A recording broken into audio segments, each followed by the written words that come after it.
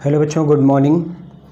कैसे हैं आप लोग। देखिए, पिछले 4-5 दिनों से कोई वीडियो अपलोड नहीं हो पाई थी, जिसका एक कारण था त्योहारों का पड़ जाना। उधर बकरीद आपकी पड़ गई, फिर बैक टू बैक फिर रक्षाबंधन, जिसकी वजह से हम भी इंगेज हो गए थे, बच्चे भी त्योहारों में जो सेलिब्रेट कर रहे थे, तो इसकी वजह से वीडियो पढ़ नहीं पाई, तो उसके लिए क्षमा चाहते हैं। आइए अब हम लोग जो है पढ़ते हैं एक्सरसाइज 1.1 का मैथ के पहले चैप्टर एक्सरसाइज 1.1 का क्वेश्चन नंबर 4 पढ़ते हैं। देखिए बेटा, क्वेश्चन नंबर 4 पढ़ने से पहले आपको कुछ बातें समझनी पड़ेगी। जो बच्चे हमारी पिछली वीडियो नहीं देखे हैं, जिसमें हमने एल्गोरिदम और आप लोगों को लेमा बताया, तो वो बच्चे जाकर के हमारे प्लेलिस्ट में पिछली वीडियो में एल्गोरिदम और लेमा को अच्छे से समझ लेंगे, या फिर दूसरे क्वेश्चन को आप जाकर के हमारे प्लेलिस्ट में देख लीजिएगा, तो वहाँ पर आपको क्वेश्चन समझ में आ जाएंगे, जिससे क्वेश्चन नंबर 4 को आपको समझने में बहुत आसानी होगी। तो ये बातें आपको समझ में आ रही हैं। तो चलिए अब शुरू करते हैं। इस क्वेश्चन को समझने से पहले कुछ बातें हम शुरू करते हैं। देखिए बेटा, सपोज कर लीजिए, क्वेश्चन को अभी छोड़ दीजिए, हम आपको बताते हैं नई बातें। सपोज कर लीजिए आप 2 और 10 दो डिजिट हैं। अब हमने आपको पिछली वीडियो में बताया कि जो बड़ी डिजिट होती है उसको हम a मानते हैं, और जो छोटी डिजिट होती है उसको हम b मान लिया करते हैं। यानी कि अभी छोड़ दीजिए इसको, यानी कि अगर हम कहें कि आप भाग दीजिए, तो आप भाग कैसे दे देंगे। यहाँ पे 2 से भाग देंगे 10 में, कितनी बारी पहाड़ा पड़ेंगे, 5 बारी, 2 5 10 हो गया। यहाँ पे रिमाइंडर आपका शेषफल 0 आया। बेटा देखिए, इसको हम बोलते हैं भाजक बोलते हैं, पहले भी हम बता चुके हैं। अंग्रेज़ी में इसको बोलते हैं डिवाइज़र, इसको हम लोग बोलते हैं भाज्य बोलते हैं, यानी इसको बोलते हैं डिविडेंड बोलते हैं, डिविडेंड। ये होता है हमारा भागफल, जिसको हम लोग अंग्रेज़ी में क्वोशिएंट कहते हैं, और जो यहाँ पे आता है इसको हम लोग बोलते हैं शेषफल, यानी इसको कहते हैं अंग्रेज़ी में रिमाइंडर कहते हैं। तो ठीक है, आप लोग ये पढ़ चुके हैं, और छोटी क्लासेस में आपको बताया जाता है कि डिविडेंड इज इक्वल्स टू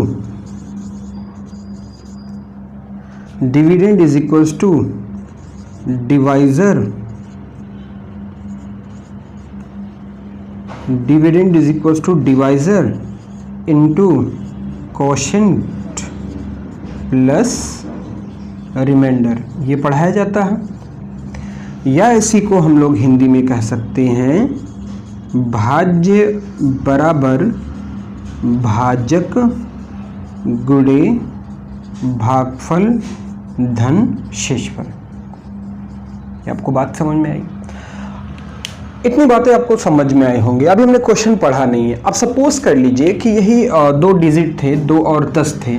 हमने आप लोगों को बताया कि बड़ी डिजिट को हम a मानते हैं और छोटी वाली को हम b मानते हैं। यानी कि हमें जब भाग देना होगा तो हम क्या करेंगे, b से a में भाग देंगे। बात तो यही हुई। तो भाग देंगे तो यहाँ पर कुछ ना कुछ आएगा। अब ये अननोन है, ये अननोन है, तो यहाँ पे अननोन डिजिट ही तो आएगा, कोई ना कोई इंटीजर आएगा। अब सपोज कर लीजिए यहाँ पे आया क्या, क्यू फॉर क्वोशिएंट यानी भागफल। यहाँ पे सपोज कर लीजिए a हो गया, b हो गया, यहाँ पे हम रख दे रहे हैं c। सबट्रैक्ट करेंगे तो यहाँ पे जो बचा वो रिमाइंडर r बचेगा।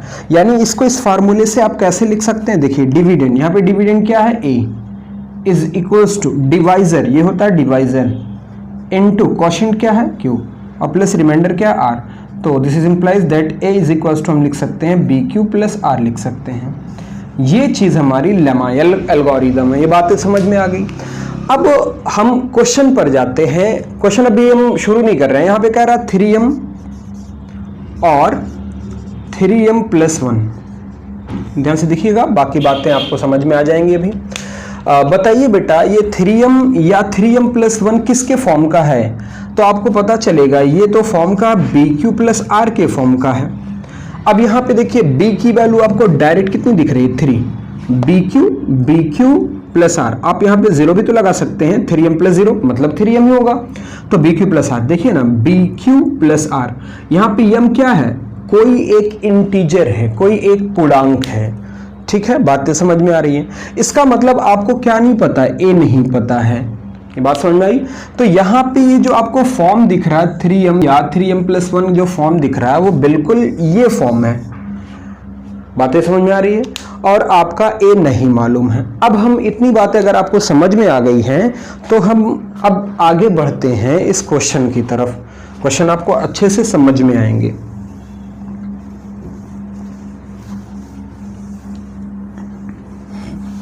देखिए बेटा, ये क्वेश्चन हम हिंदी और इंग्लिश मीडियम दोनों मीडियम के बच्चों के लिए बता रहे हैं। क्या कह रहा है क्वेश्चन में कि क्वेश्चन नंबर 4 एक्सरसाइज 1.1 का use Euclid division lemma, Euclid division lemma का यूज करिए, और यूज करने के बाद में कह रहा है टू शो दैट, और ये शो करिए, दिखाइए कि the square of any positive integer, कोई पॉजिटिव इंटीजर आप ले लीजिए, उसका स्क्वायर किसके फॉर्म का होता है, 3m और 3m प्लस 1 के फॉर्म का होता है फॉर सम इंटीजर m, जहां पे m क्या है, कोई इंटीजर है।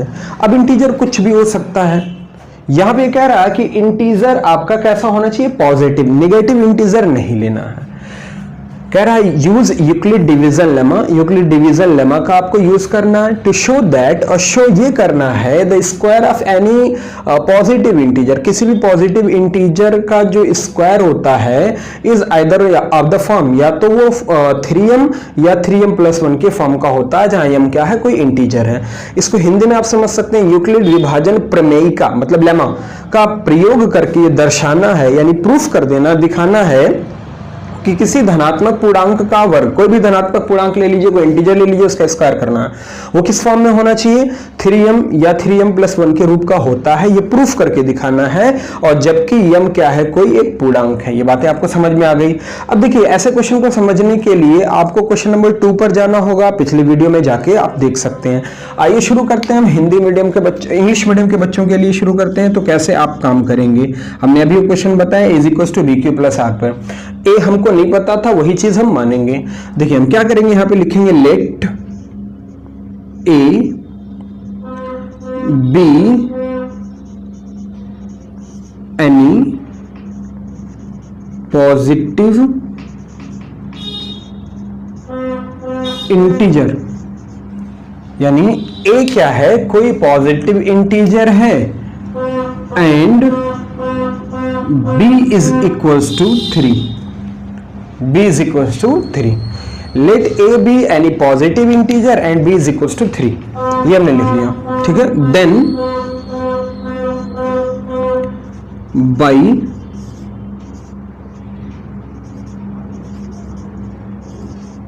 यूक्लिड्स लेमा, यूक्लिड लेमा का यूज करिए। अब आप क्या कह सकते हैं, a is equals to B Q plus R, condition आपको पता है कि आर जो होता है यानी रिमाइंडर जो होता है वो हमेशा छोटा होता है, किससे, डिवाइजर से, यानी बी से, बी क्या है, डिवाइजर है, और ये रिमाइंडर बड़ा होता है या बराबर होता है किसके, 0 के। ये हमारी कंडीशन है, ये बातें आपको समझ में आ गई।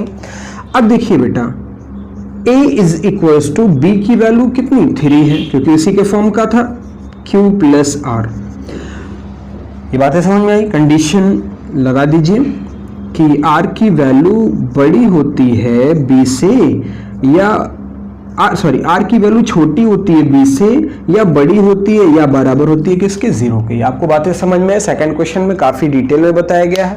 अब देखिए बेटा, यहाँ पे b की वैल्यू कितना है, b की वैल्यू यहाँ पे आपकी है 3, यानी जो डिवाइजर होता है वो बड़ा होता है रिमाइंडर से, तो डिवाइजर की वैल्यू यहाँ पे कितनी है, 3 है, तो इसका मतलब ये हुआ कि रिमाइंडर छोटा होगा।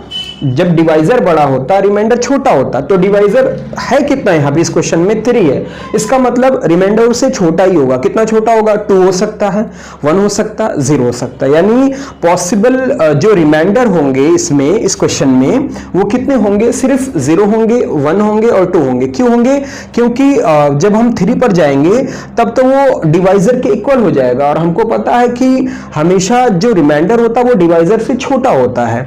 तो अब यहां पे हम बात करते हैं the possible the possible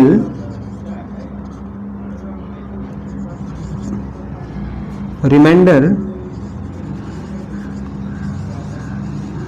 are is equal to कितना होंगे, 0 होंगे, 1 हो सकते हैं और 2 होंगे, इससे ज़्यादा नहीं होंगे, क्योंकि b की वैल्यू 3 है तो b क्या डिवाइजर उससे छोटी होंगी, इससे छोटा 2 हो सकता है, 1 हो सकता है, 0 हो सकता है।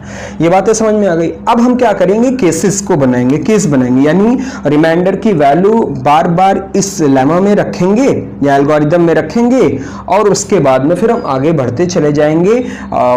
क्वेश्चन की जो कंडीशन है या अकॉर्डिंग टू क्वेश्चन जो कह रहा है उसमें हम बात करेंगे। अब देखिए यहाँ पर हम लिखेंगे व्हेन, यानी केस नंबर फर्स्ट बना सकते हैं, केस नंबर फर्स्ट लिख सकते हैं when r is equal to 0। जब r इज इक्वल टू 0 रखेंगे देन देखिए तब क्या होगा, इसी में हमें रखना r इज इक्वल टू 0, इसमें तो होगा a is equal to b की वैल्यू कितनी है 3q प्लस r की value 0। This is implies that a is equal to 3q। बातें समझ में आ गई। लेकिन ये कह रहा है कि किसी पॉजिटिव इंटीजर, शो दैट, ये शो करना है the square of any positive integer, यानी जो आपने पॉजिटिव इंटीजर लिया है उसका स्क्वायर करिए। तो स्क्वायर करना पॉजिटिव इंटीजर कह रहा है show that the square of any positive integer. तो आपने जो एनी पॉजिटिव इंटीजर, कोई भी पॉजिटिव इंटीजर, वो पॉजिटिव इंटीजर हमने क्या माना a, तो उसका स्क्वायर करिए। कह रहा है any positive, the square of any positive integer. तो पॉजिटिव इंटीजर जो आपने लिखा है, लिया है, माना है, उसका फिर स्क्वायर करना है। यानी यहां पे आप लिखेंगे क्या, according to question, according to question, आप बाय क्वेश्चन भी लिख सकते हैं, फ्रॉम क्वेश्चन भी लिख सकते हैं। अकॉर्डिंग टू क्वेश्चन हमको क्या करना है, स्क्वायर करना पड़ेगा। तो यहां पर हम आ जाते हैं, according to question on squaring, on squaring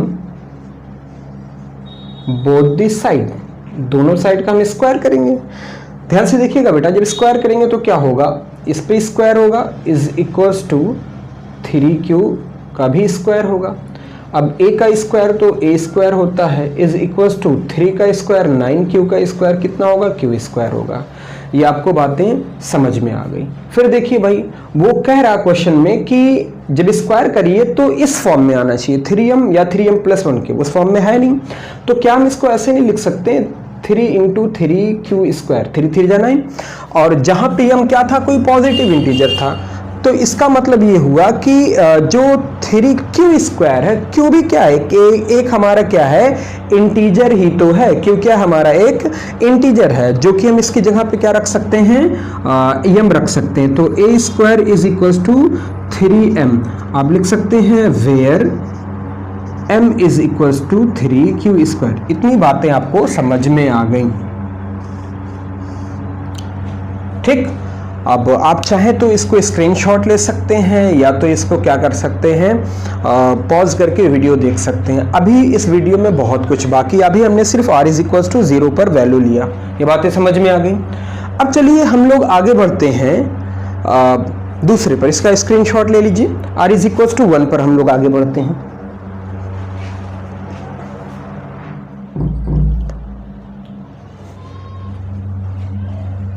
हो गया। अब हम क्या करेंगे, when r is equals to 1,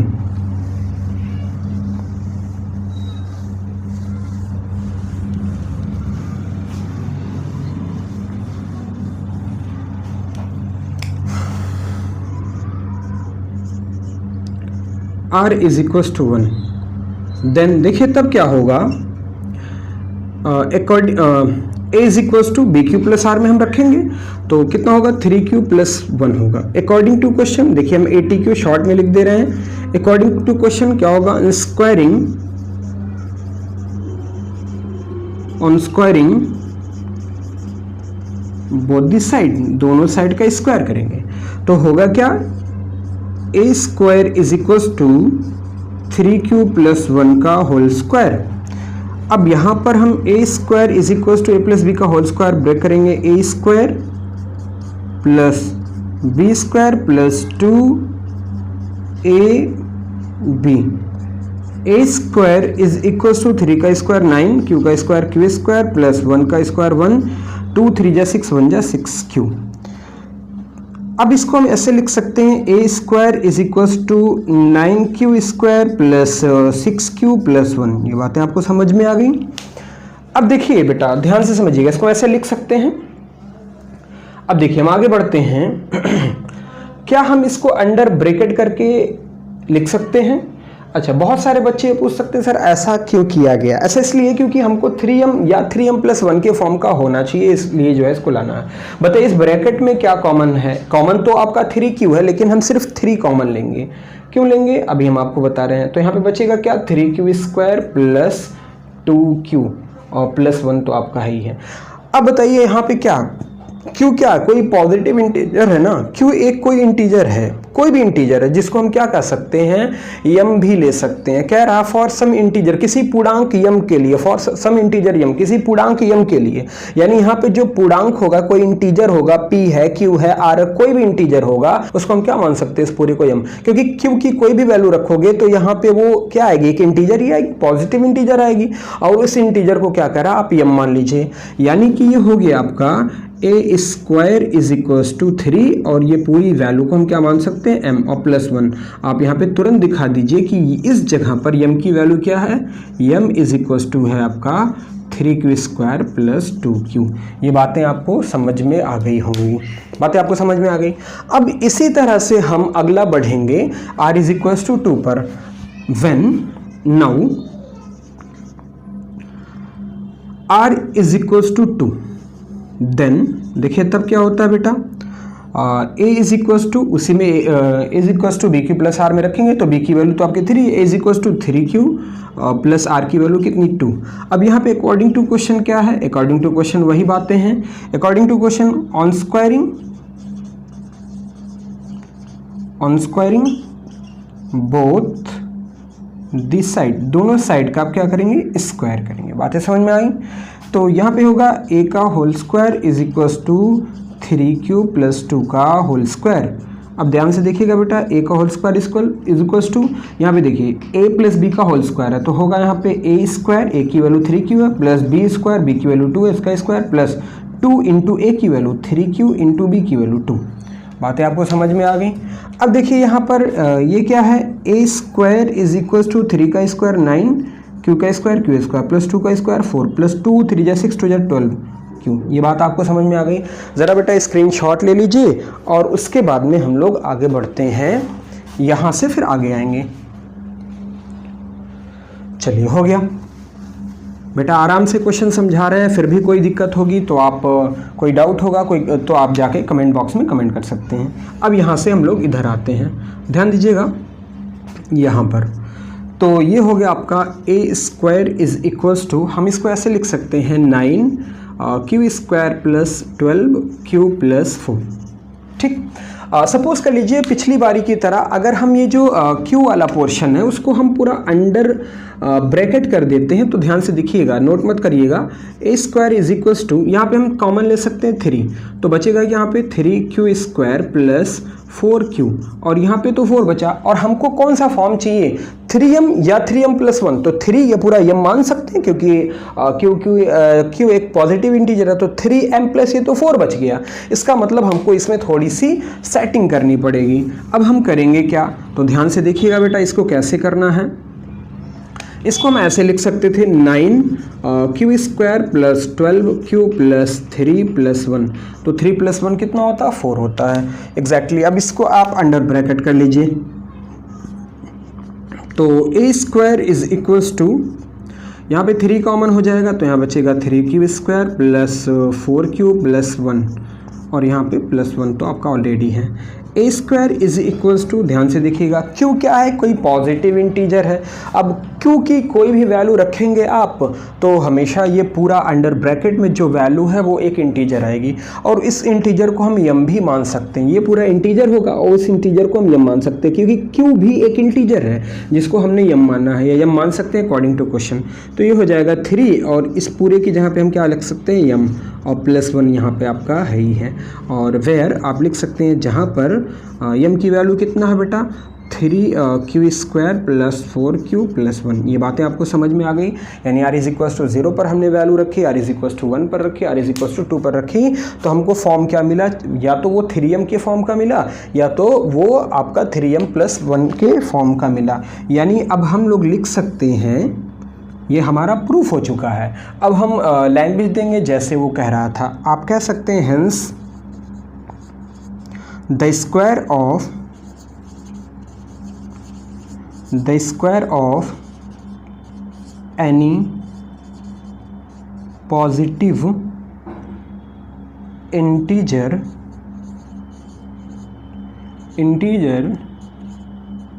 is of the form 3m और 3m प्लस 1। ये आपका प्रूव्ड हो गया। बेटा कोई अगर दिक्कत, कोई परेशानी, कोई प्रॉब्लम होगी तो आप बिल्कुल बिना हिचक के, बिना झिझक के आप कमेंट बॉक्स में कमेंट कर सकते हैं। उम्मीद करते हैं आपको ये पूरा क्वेश्चन समझ में आया होगा। ये था हिंदी मीडियम के बच्चों के लिए। अब हम इसी में वीडियो लंबी हो जा रही है, जिसकी वजह से हम इसी में थोड़ा अगली वीडियो बनाएंगे जो कि हिंदी, ये इंग्लिश मीडियम के बच्चों के लिए था। अगली वीडियो जो हम बनाएंगे सेम क्वेश्चन की हिंदी मीडियम के बच्चों के लिए। बेटा आप लोग छोटे बच्चे हैं तो इसलिए आपको लैंग्वेज की प्रॉब्लम होती है। अगर आप ये समझ जा रहे हैं तो हिंदी में हमको बनाने की कोई ज़रूरत भी नहीं है, लेकिन थोड़ा एक आध दो एक्सरसाइज हम चलाते हैं, एक आध दो चैप्टर चलाते हैं ऐसे हिंदी और इंग्लिश में, तो आपको एक लैंग्वेज मिलना शुरू हो जाएगी, आप सीख जाएंगे। उसके बाद में हम किसी भी एक लैंग्वेज में आपको क्वेश्चन बताएंगे तो आप जो है वो क्वेश्चन को पकड़ लेंगे, उसके लैंग्वेज को पकड़ लेंगे, आपको सारी बातें समझ में आएगी। तो आशा करते हैं क्वेश्चन आप लोगों को अच्छे से समझ में आया होगा। तो उम्मीद करते हैं ज़्यादा से ज़्यादा आप लोग इस वीडियो को देखिए और हमारे YouTube channel learning zone classes को खूब सपोर्ट करिए और उसको देखते रहिए, लाइक करिए, शेयर करिए एंड सब्सक्राइब करिए। तो आज के लिए बस इतना ही, तब तक के लिए धन्यवाद।